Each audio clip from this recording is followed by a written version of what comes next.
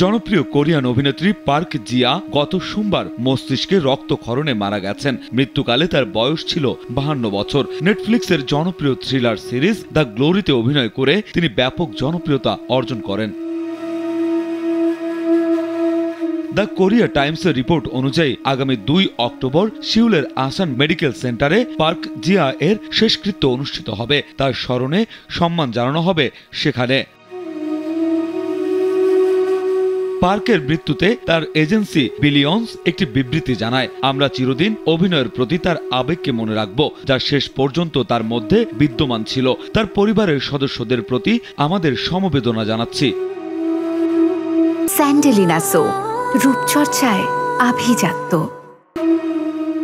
2022 সালে মুক্তিপ্রাপ্ত নেটফ্লিক্সের the glory সিরিজে সং হে কিওর মায়ের চরিত্রে অভিনয় করে তিনি বিশেষভাবে পরিচিতি অর্জন করেন। চলচ্চিত্র ও সিরিজের পাশাপাশি মঞ্চ নাটকেও নিয়মিত অভিনয় করেছেন পার্ক।